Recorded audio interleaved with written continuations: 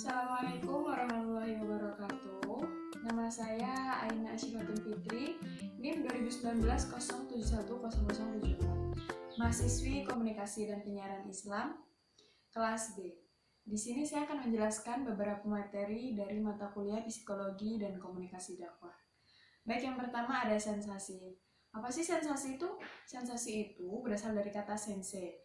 Berarti kemampuan yang dimiliki manusia untuk mencerap segala hal yang diinformasikan oleh panca indera. Nah, informasi yang dicerap itu kemudian disebut dengan stimuli, yang kemudian melahirkan proses sensasi.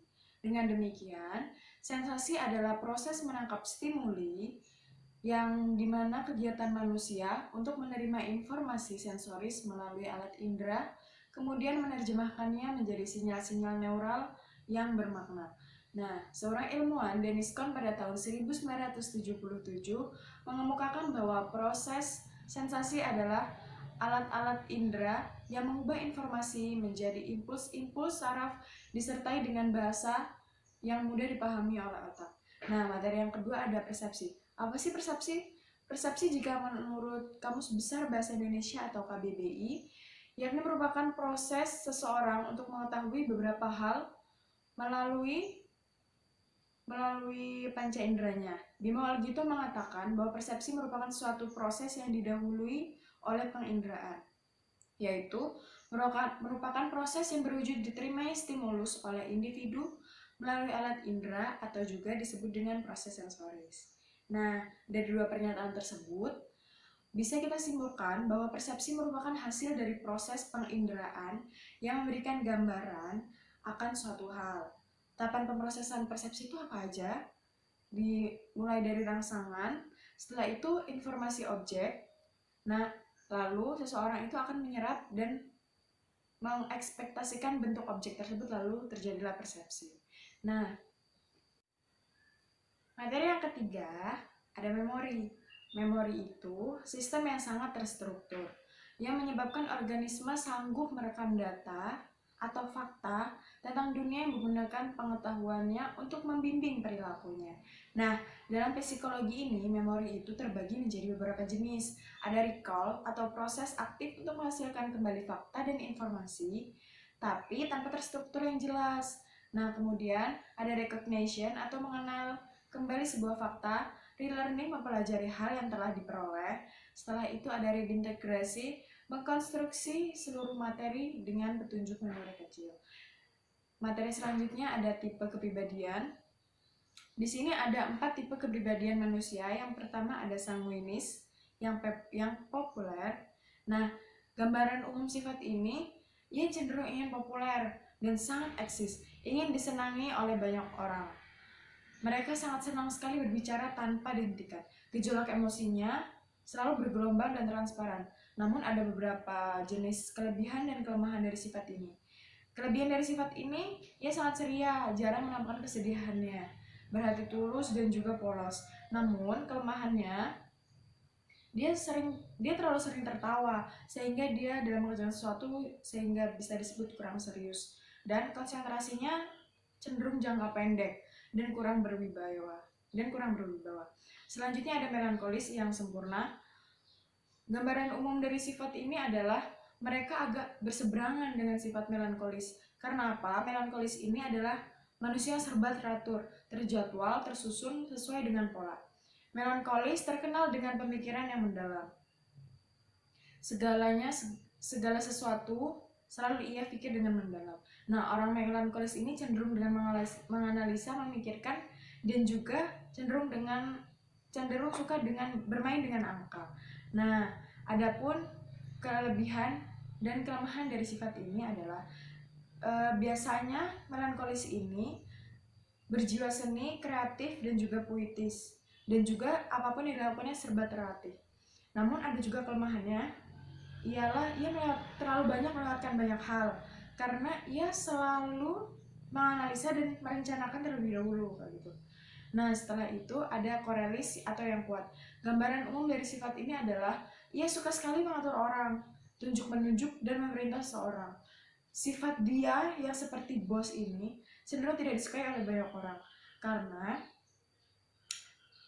orang di sekelilingnya tidak mau menjadi korban dari karakteristik sifat yang seolah-olah menjadi seorang bos ini. Namun adapun kelebihannya, dia selalu berprinsip bahwa hari ini harus lebih baik daripada hari kemarin. Jadi ia selalu bersifat ambisius. Selanjutnya ada pragmatis, yaitu cinta damai. Gambaran umum dari sifat ini adalah ia cenderung tidak menyukai perdebatan, bahkan konflik apapun. Bahkan ia rela melakukan apapun demi terciptanya sebuah kedamaian. Nah, adapun beberapa bentuk kelebihan dari sifat pragmatis ini adalah damai, tenang, santai, mudah diajak rukun, pandai bergaul, sabar, dan lain sebagainya. Namun ada juga loh kelemahannya yaitu ia kurang bergerak, kurang memotivasi dirinya sendiri, dan cenderung terkesan malas dan kurang antusias. Setelah itu, materi selanjutnya ada komunikasi kelompok. Apa sih komunikasi kelompok itu?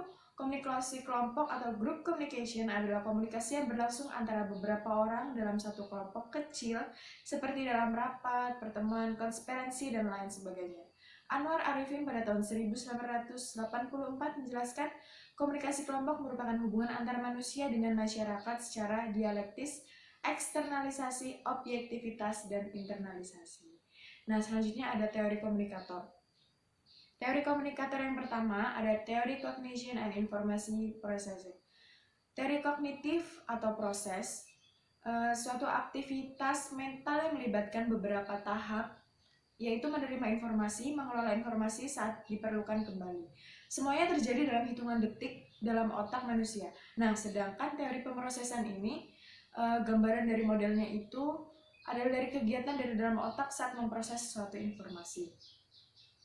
Selanjutnya ada theory of belief, attitudes, and values. Teori konsistensi yang dikemukakan oleh Milton berhasil mengembangkan suatu penjelasan yang luas mengenai tingkah laku manusia berdasarkan kepercayaan, sikap, nilai yang membimbing tingkah laku dan sikap seseorang. Nah, setelah itu ada teori kognitif disonansi, yaitu teori disonansi kognitif yang merupakan salah satu teori kognitif yang mempelajari sikap dengan penekanan pada konsentrasi kognitif. Nah, lebih terkhusus tentang bagaimana perilaku mempengaruhi sikap seseorang, seperti itu. Nah, yang terakhir ada teori atribusi, yaitu sebuah teori yang menurut Ihsan dan Ishak pada tahun 2005 merupakan suatu proses yang menginterpretasikan suatu peristiwa, alasan, atau sebab perilaku seseorang. Teori ini ingin menjelaskan tentang perilaku seseorang terhadap peristiwa di sekitarnya dan mengetahui alasan-alasan mengapa peristiwa itu terjadi, atau lebih kepada sebab akibat, seperti itu. Nah, ada monologika. Apa itu monologika? Monologika adalah ilmu tentang seni berbicara secara monolog, dan monologika hanya satu orang yang berbicara kepada seorang lainnya atau kepada sekelompok orang lainnya. Komunikasi dalam proses berpidato atau berceramah itu bersifat satu arah. Hanya seorang yang berbicara, sedangkan yang lain mendengarkan. Nah, seperti itu. Nah, yang terakhir ada propaganda komunikasi.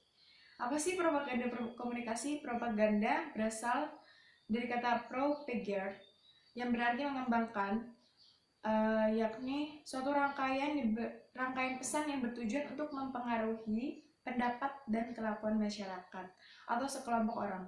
Propaganda ini tidak menyampaikan informasi secara objektif, tetapi memberikan informasi yang dirancang untuk mempengaruhi pihak yang mendengarkan atau melihatnya.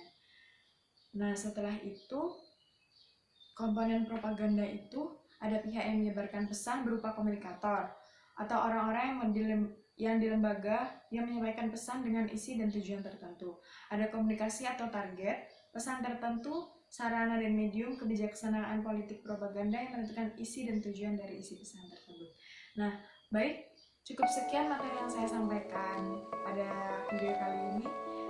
Mohon maaf jika terdapat banyak kesalahan. Sekian, Assalamualaikum warahmatullahi wabarakatuh.